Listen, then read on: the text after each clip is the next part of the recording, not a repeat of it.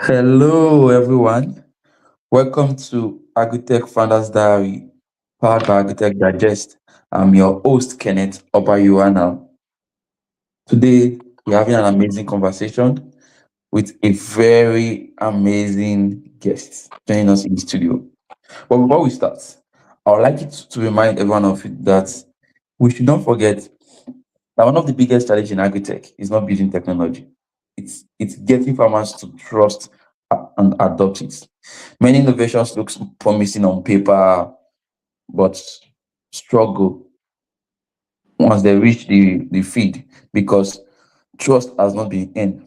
Today's conversation is about that journey from skepticism to trust.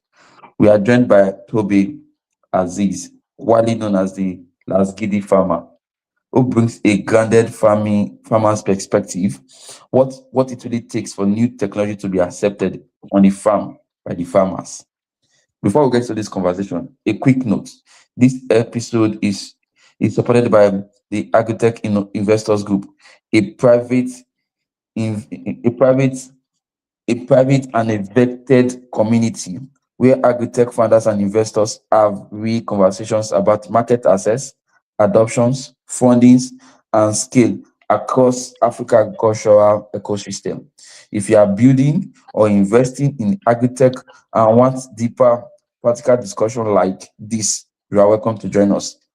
If you are designing tools for farmers or trying to solve a, a specific problem in the agri-tech space beyond just farming or beyond pilot stage, this episode is for you. Once again, welcome. And thank you very much, Mr. Aziz, for joining me in the studio today. Thank you so much. Really appreciate the platform, and I'm trusting that it's going to be an interesting discussion today. Yes, I look forward to the conversation. So, without wasting time, let's go in. Um, Mr. Toby, would you prefer me to call you Toby or Aziz?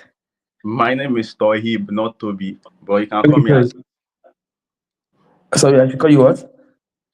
you can call me Aziz, Okay, but my okay. name is Toheeb, not Toby. Tohib. Okay, sorry, Tohib Aziz. Yeah. Okay, Mr. Aziz, let's begin with your story.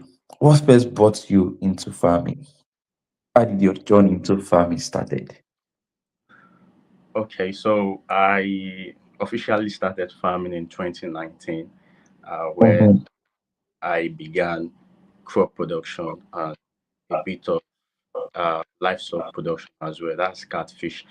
But the journey has been way back, since my childhood days, and I've been always curious about things, plants, animals, life, how they develop in real time. And I also got to reside with my grandmother.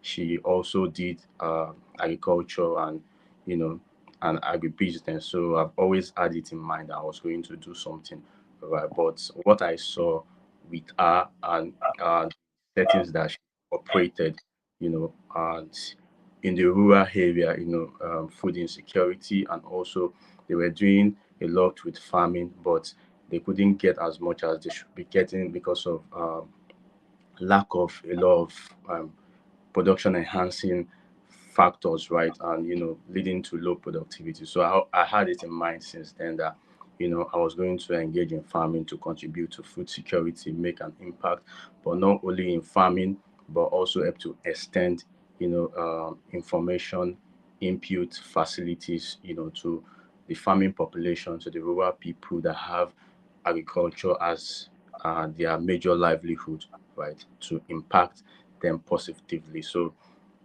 that was how I got into the agriculture space. Done studying at the university, I just went in straight. Great. That's amazing. Okay, but what was your first experience with technology on the farm? Okay, my first experience with technology was actually with using a sack farm innovation. When people talk about technology, they always have it from this viewpoint that it has to be something like a hardware, computer hardware, but it's not necessarily. Mm-hmm. So. It could be software, it could be new ways of doing things, practices, innovation like that. So basically, the reason why I had to look for a way, or I went into sack farming, was because I operated from Lagos, and where I was using was just plot of land. It was a hard land, no soil, no nothing. So I had to improvise. So I started reading about rather sack farming. How you could actually replicate the same condition as you have in the soil, and grow food. And it was really an amazing experiment for me, seeing that I could actually grow food in small container efficiently and productively. Growing tomatoes, cucumber, vegetables, okra, and some other fast growing crops. Okay, great. Um, when you first encountered those technology, those unfamiliar cultural technology, what was your first concern? My first concern was that, I had never tried it before, so there was this sort of doubt. I wasn't sure whether it was going to work, so I had to read up on it, had to ask a lot of fellow farmers, about it. So I got my hands on it, but I didn't really get it very well at the first instance. So we tried it again, we developed on it, taking new learnings and you know lessons, experiment and all that, and I was able to get it well with Great. innovation. That's amazing. So it's good to see that farmers also read. I'm happy to hear that part of you when you talked about, oh, you have to go and read and learn about it. A lot of people just think farmers are, they are more like dog people, or they are people that are not learning, so to say. But I'm happy to hear that. So guys listening, we begin to think or see farmers differently from today, because we can see that farmers also learn, they read, right? But from your experience so far as a farmer, what are the most common reasons farmers remain skeptic when introduced to new technologies or digital solutions? Okay, the ways they remain.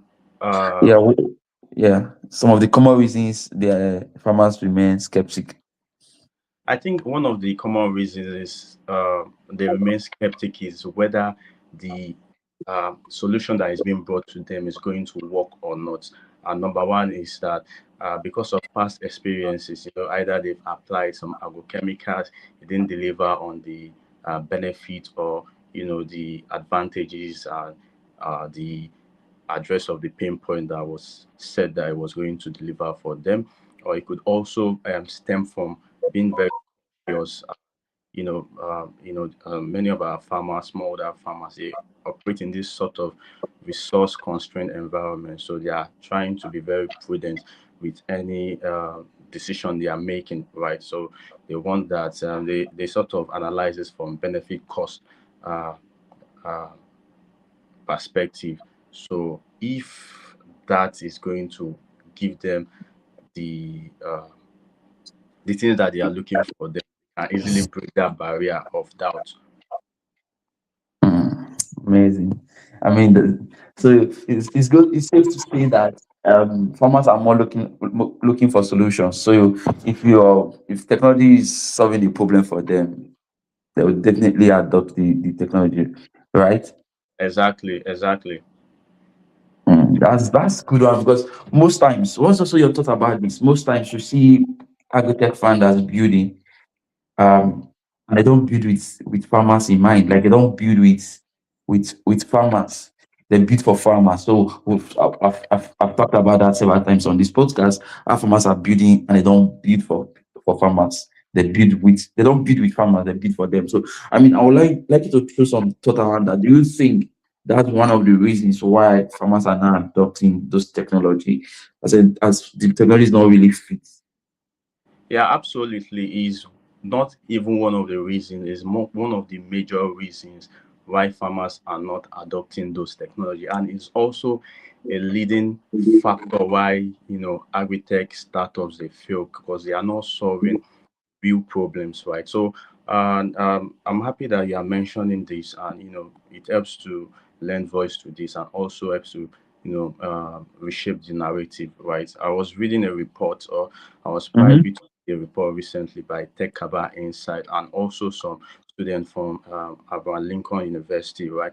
Where they analyze agritech startup failures around the world. Other 18 shut down last year, and one of the leading reason was actually product market fit. What a lot of agritechs were actually trying to solve did not really matter to the farmers, or were not really solving the problem of the farmers. So uh, it's quite something, like you said. Great. Thank you for that amazing insight there. So, well, what are the practical signs that a technology has in a farmer's trust? The practical sign, of course, is when a farmer is using that, and there are a lot of practical signs. Not only using that, also recommitting to adoption, and they have they have this natural curiosity. They want to know about that solution, what you have brought to them, because they are excited about it. It's working, and not only that, they now become vehicle to convey that solutions to other farmers. Because since it's working for me and I want the best for my fellow farmers as well, then I'm, telling them. So thereby this service provider, they are earning, free publicity from a satisfied farmer. Great. That's amazing there too. Well, yeah, let me trip in this one too. Can you share an example where technology adoption worked particularly well, and what's made the difference? Okay, so I'm going to share this from personal lived experience, right? When Yes, I was yes, go going ahead. in, and I was going in for the first time actually, and I didn't really know about the blight situation. Then it came up, right? So I had to rally to Twitter, which is X now, right? To Yes. fellow farmers, they were able to advise me on this is what to use, and that's one of the things that actually hid the success of technology, because agrochemical itself is technology, right? And I was I also had access to information about the blight itself, able to read, understanding that there is early blight, late blight, also the life cycles of those microbes, right? And the chemicals that work for them. We basically have two types of agrochemicals. The one that works by contact, and the one that works by systemic.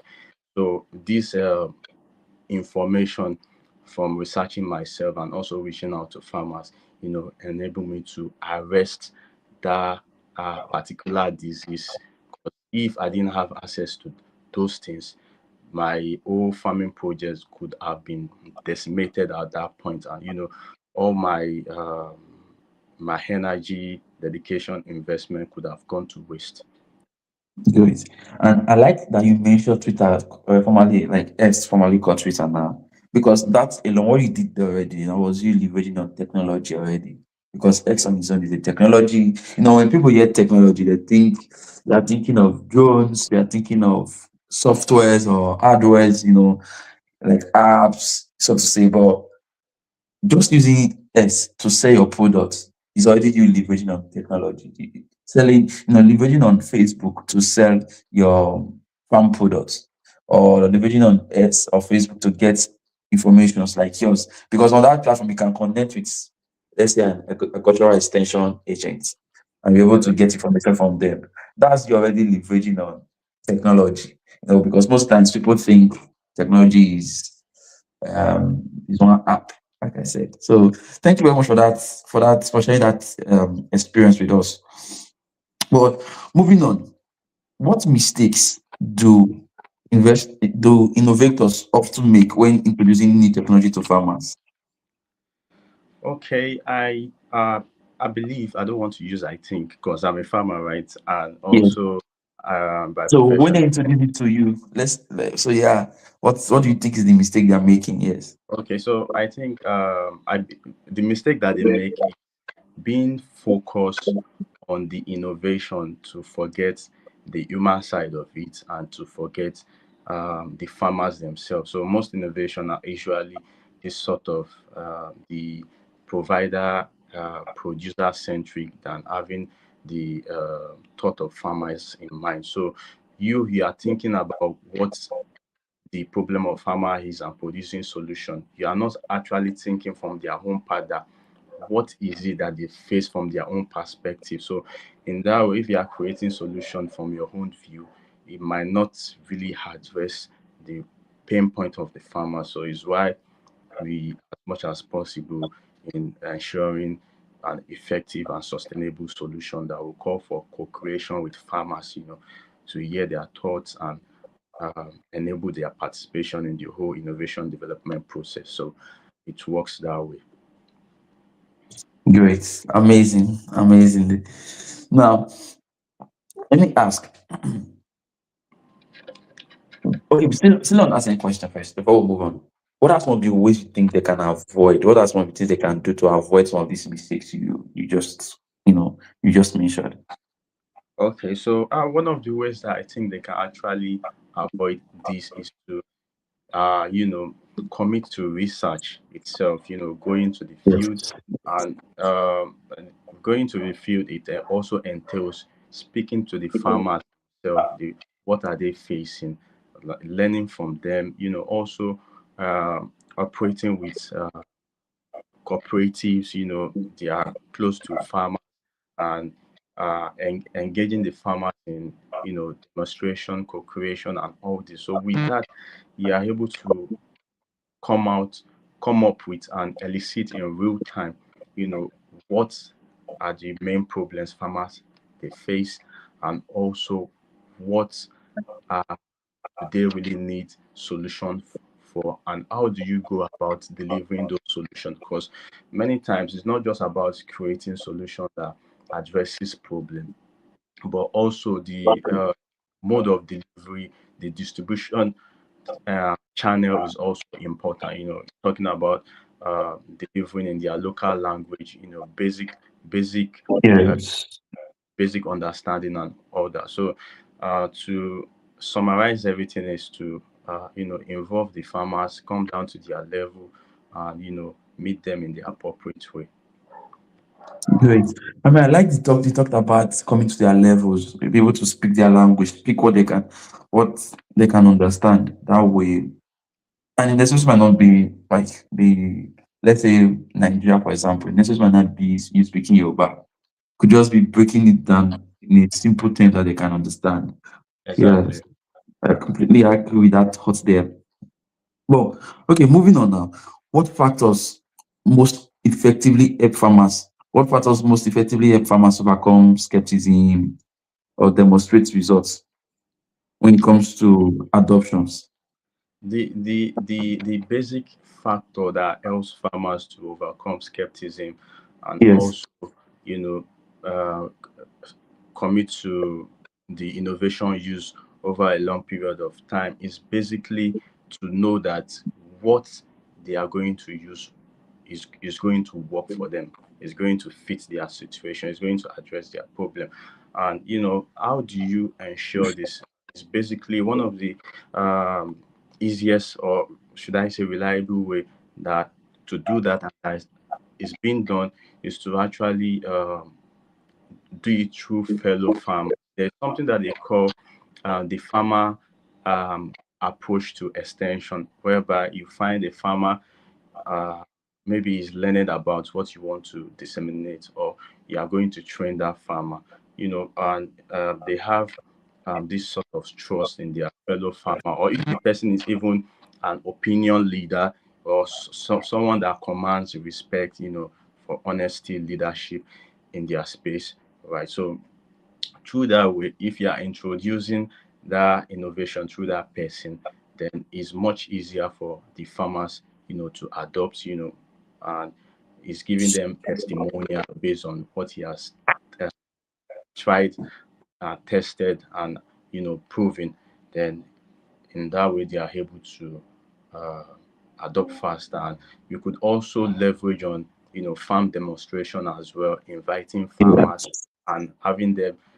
There's something that they call the farmer field school, where everything is about training the farmers themselves.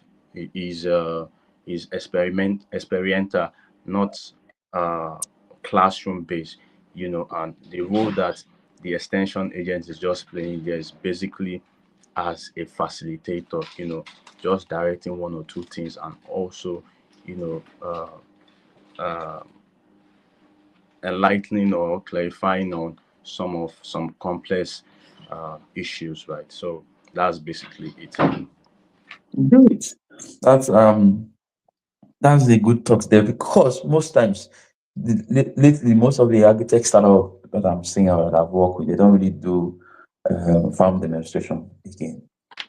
But in the past, most of these bigger companies that was coming up, we used to see in the past. I used to see a lot of farm demonstration. I'm happy you mentioned farm demonstration, because it's one of the real way to get to farmers, to introduce your product to farmers. They see you demonstrate it in the farm, and right there, that can convince them to buy into it, to adopt the technology. So yeah, I'm happy you mentioned that as well too. Okay, moving on now. What mindset do founders and product teams need to make if they truly want farmers to adopt or trust their solutions? Okay, so I'm going to continue from where I stopped. Yes. They have to move from the perspective of technology first to farmers first.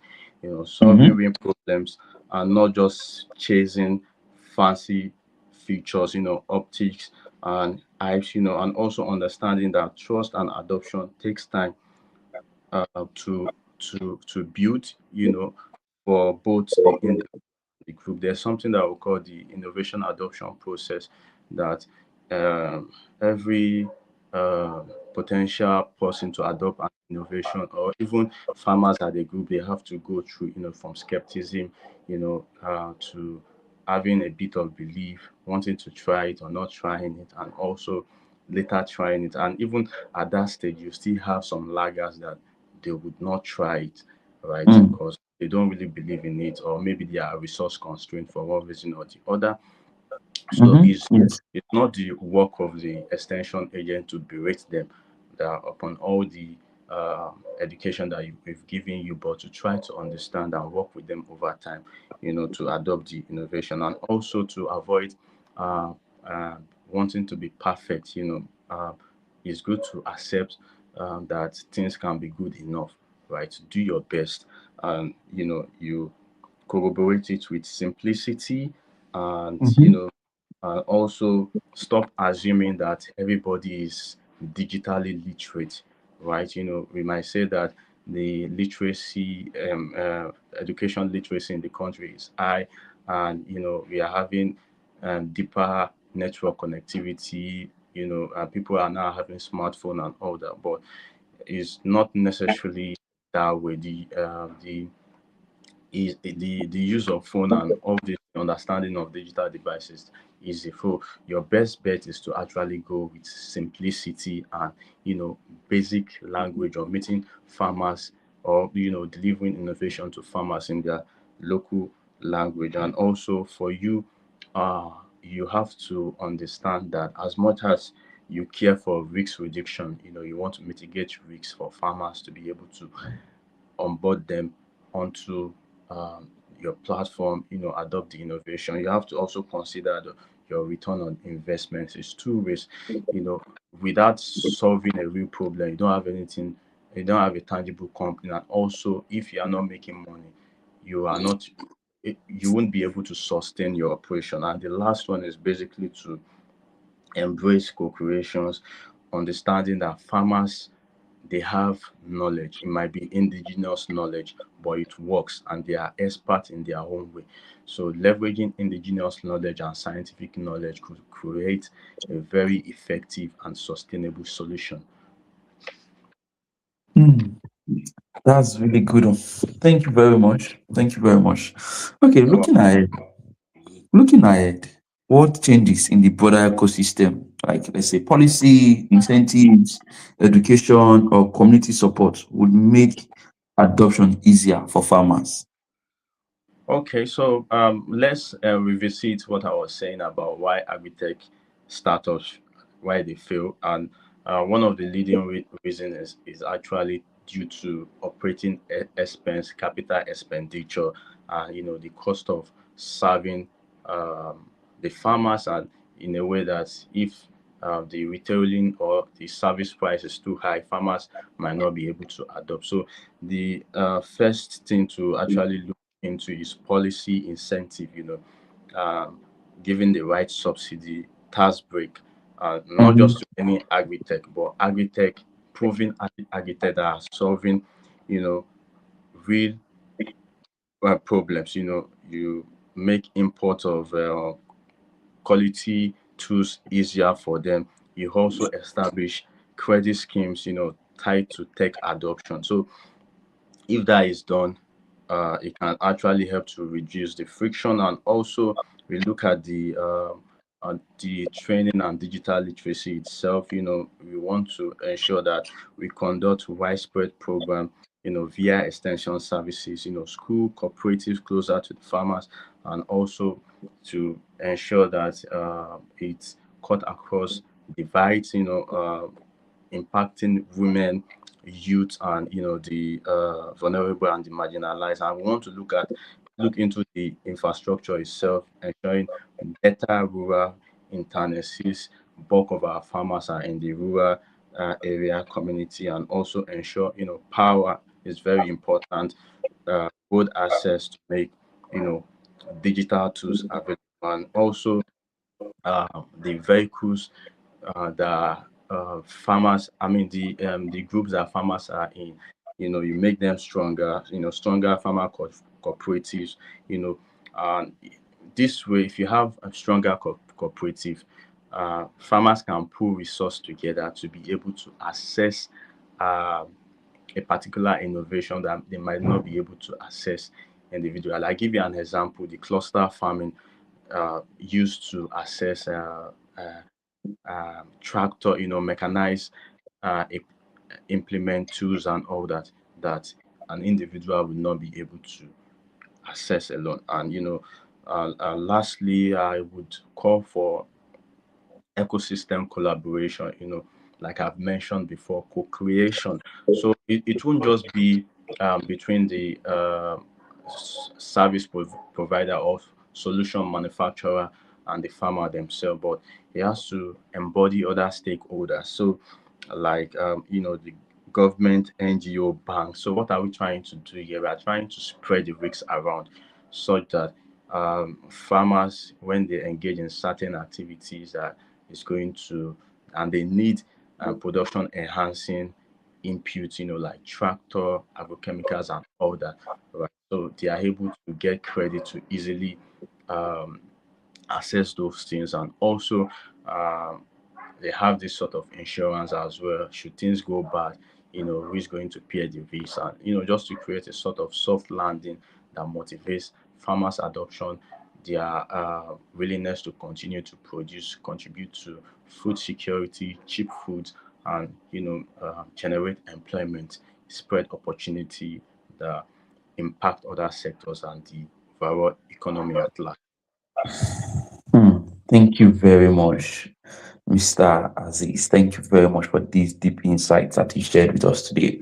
But finally, before we go, I want you to give us one advice for agritech founders who are building for farmers, and one advice based on our conversation today so far. I want you to give one key advice to agritech founders who are trying to build technologies that can make farmers to farm better, and one advice for farmers, in terms of adoption, one advice that farmers should also would any farmers who would listen to this podcast, one advice for them as well. Okay, so the advice that I would give to startups is to commit to research, comprehensive research about what they will be doing, and they should not lie to themselves, right? If what you Mhm. see that you want to engage in does not have a prospect, you can always pull back and get into something, ensure that the fundamental is right.